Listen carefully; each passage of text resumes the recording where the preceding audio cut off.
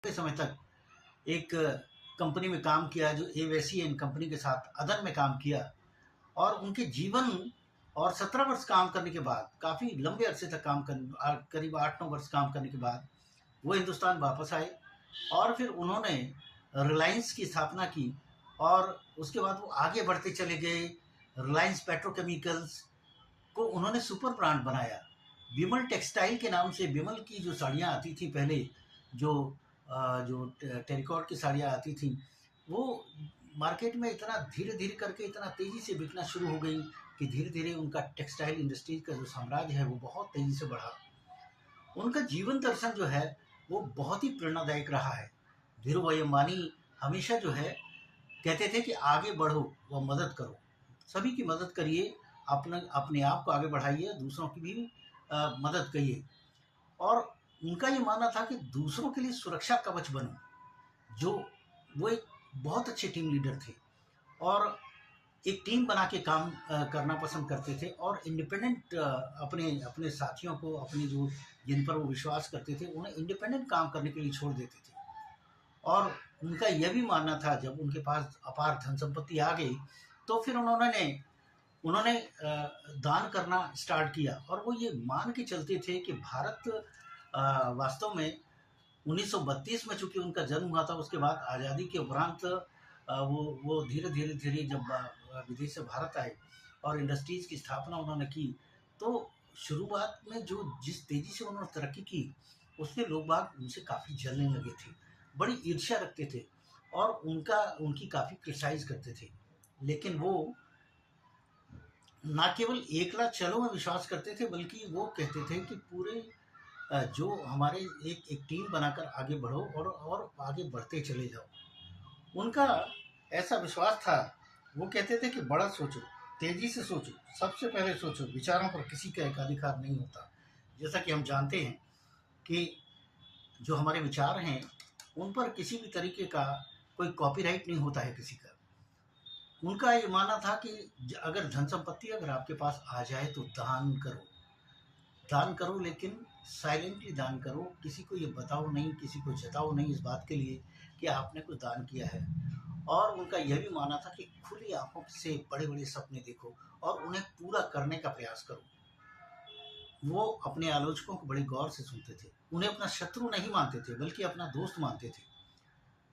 यदि हम ये कह सकते हैं कि दोस्त अगर नहीं भी मानते थे, लेकिन उनके द्वारा की गई आलोचना को वो गौर से सुनने का प्रयास करते थे और अपने अधीनस्थों से, अपनी सबॉर्डिनेट से भी उनका कहना था कि हमेशा अपने क्रिटिक्स को सुनो और उस पर अमल करो। यदि हम में कोई कमी है तो हमें उसे ठीक करना चाहिए।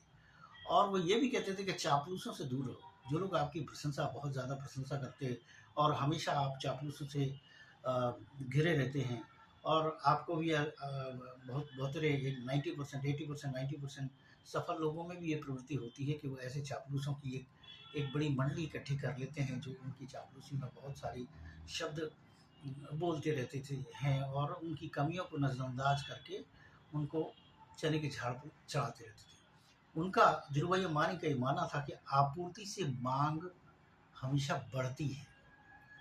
अगर हम सप्लाई चेन एक बना दें और लोगों तक निरंतरता अगर माल की सप्लाई की अगर बना दें, तो आप देखेंगे कि उससे डिमांड बढ़ जाती है। आज के भारत में वो धीरूभाई अंबानी का जो सपना था, आज के भारत में हमें देखने को मिलता है।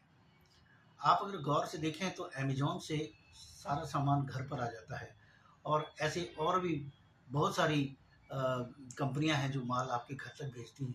और माल को आपके घर तक भेजने से क्या होगा कि डिमांड बहुत तेज़ी से बढ़ती चलेगी।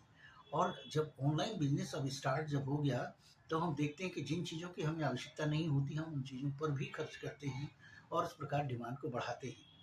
लेकिन ये बिजनेस की एक स्ट्रेटजी होती है। तो धन और उनका धीरूभाई अंबानी जी ये कहते थे कि जो धन है वो बाई प्रोडक्ट है। अगर आप काम को तेजी से करते चले जाएं, जीवन में आगे बढ़ते चले जाएं, तो सुविधाएं जो है वो आपके चरण चूमेंगी और धन बाई प्रोडक्ट की तरह काम करेगा।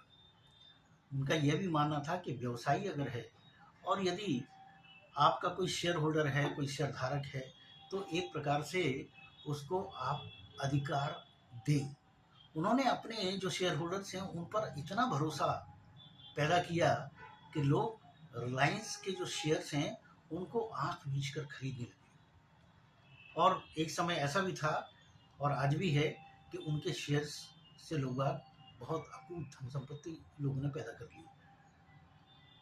उनका यह भी मानना था कि अपनी कक्षा को सदैव बदलते रहें। कक्षा से मतलब है एक ऑर्बिट। जब आप नीचे से एक छोटे से गांव से कोई बड़ा काम करना शुरू करते हैं, संघर्षशील बनते हैं, बड़े हो जाते हैं, तो फिर आप किसी बड़े शहर में जाते हैं, फिर उससे बड़े शहर में जाते हैं, फिर अपना इसी प्रकार अपने जो धंधे को है, अपने व्यवसाय को, अपने बिजनेस को धीरे धीरे करके आगे बढ़ाते चले जाते हैं और ऐसे लोगों के संपर्क में आते हैं जो कि आपकी सोच को और बड़ा करें, आपके सपनों को पूरा करने में सहायक हो, मदद हो। यदि आप रिवर्स डायरेक्शन में चलेंगे, अपनी ऑर्बिट को अगर आप बदलेंगे नहीं, अगर आप वीकर सेक्शन से हैं तो लोअर मिडिल क्लास बनेंगे, मिडिल क्लास में हैं तो अपर मिडिल क्लास में जाएंगे, अपर मिडिल क्लास में हैं तो फिर बड़े क्लास में जाएंगे। अपर मिडिल क्लास से आप ऊपर चले जाएंगे। उनका ये मानना था कि सपनों की डोर हमेशा थामे रहो। धीरूभाई अंबानी जी कहते थे कि सपनों की डोर को हमेशा थामे रहो। अगर आपने अपना सपना त्याग दिया, बीच में ही त्याग दिया, तो फिर क्या होगा कि उस सपने को आप देखना बंद कर देंगे। और बीच में अगर आपने किसी सपने को देखा, कुछ काम किया और प्रोजेक्ट को भी अगर बीच में छोड़ दिया, तो आपके हाथ में कुछ लगेगा नहीं।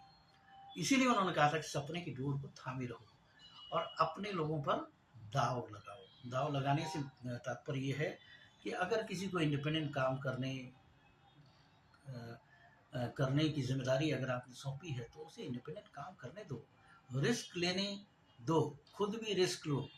और इससे क्या है, जो ट्रस्ट है, जो टीम के जो लोग बाग होते हैं उनके और आपके बीच में जो ट्रस्ट है, जो विश्वास है, जो आत्मविश्वास है, वो धीरे धीरे बढ़ता चला जाता है। और इस प्रकार हम देखते हैं कि हम प्रॉफिट में धीरे धीरे आते चले जाते हैं और हमारे जो रिसोर्सेज हैं, जो प्रॉफिट के जो रिसोर्सेज हैं, बढ़ते चले जाते हैं। इसी प्रकार धन जो बाय प्रोडक्ट के रूप में जैसे कहते हैं वो बढ़ता चला जाता है। उनका यह भी मानना है कि सकारात्मक बनो। सकारात्मक बने रहने से मतलब आप पॉजिटिव रहिए और किसी से दुश्मनी मत लीजिए। बहुत जल्दी लोगों से पंगे लेना और दुश्मनी करना ये उनकी डिक्शनरी में नहीं था। वो सबको साथ लेकर चलने में विश्वास करते थे। रिलायंस रिटेल के मामले, अगर पेट्रोकेमिकल्स के मामले लिए तो सबसे बड़ा काम है उनका। विमल को बहुत छोटे लेवल से उन्होंने उठा के बहुत बड़े दर्जे पर आगे बढ़ाया और इस तरह विमल इंडस्ट्रीज लिमिटेड टेक्सटाइल इंडस्ट्रीज के क्षेत्र में एक बड़ा नाम बन गया था। एक ज़माना था, आपको मैं बता दूं, खास करके जो आज की जनरेशन है उसे मालूम होना चाहिए कि 2000 और 2002-3-4 के बीच में रिलायंस कम्युनिकेशन की स्थापना जो है वो धीरूभाई अंबानी का एक सपना था। हालांकि वो इस दुनिया में नहीं रहे थे, लेकिन उसके बाद में अनिल अंबानी जी ने और इस सपने को पूरा किया, क्योंकि वो उनके पास वो सेक्शन उनके पास था, रिलायंस कम्युनिकेशन के नाम से था। और जो रिलायंस के जो मोबाइल्स हैं लोगों के हाथों में उन्होंने दे दिए और इतने पोस्टपेड कनेक्शन पूरे हिंदुस्तान के अंदर में बांट दिए गए कि लोग एडिक्ट हो गए। मोबाइल से फ़ोन करने के लिए एडिक्शन हो गया उनमें। लाखों रुपए के बिल लोगों के आने लगे और बिलों को लोगों ने नहीं चुकाया। जब नहीं चुकाया तो फिर उन्होंने पोस्टपेड कनेक्शंस को प्रीपेड में कन्वर्ट किया और इस तरीके से लोग ये जो रिलायंस जो आज जियो के नाम से संचालित हो रहा है और मुकेश अंबानी जी के पास है, और जैसा कि हम देखते हैं कि जियो आज एक बहुत बड़ा ट्रस्ट, एक बहुत बड़ा नाम है और एक प्रॉफिटेबल कंपनी की तरीके से देखी जाती है। ये जो धीरूभाई अंबानी के बारे में जो मैंने बताया वो श्री A.G. कृष्णमूर्ति द्वारा लिखी गई जो पुस्तक है धीरूभाई उससे मैंने ये डिटेल ली है और मैंने ये देखा कि रोंगटे खड़े कर देने वाला साम्राज्य धीरूभाई अंबानी जी ने खड़ा किया है। और मुकेश अंबानी जी ने कहा है कि मेरे पिता से ही मैंने इतना बड़े साम्राज्य को आगे बढ़ाने की नसीहत ली है, और उनसे वो सारे टिप्स जो व्यवसाय को आगे बढ़ाने के लिए ज़रूरी होते हैं वो मैंने उनसे लिए, और उनके सपने को और आगे बढ़ाने का मैं निरंतर प्रयासरत रहता हूँ। दोस्तों, यदि आपको ये मेरा ये वीडियो अच्छा लगा हो तो उसे लाइक करिए, सब्सक्राइब करिए, और ऐसे ही कुछ ऐसे अनकहे बहुत सारे वीडियोस मैं आपके सामने लाऊंगा। मेरा प्रोत्साहन करिए। आपको बहुत बहुत धन्यवाद। Thank you.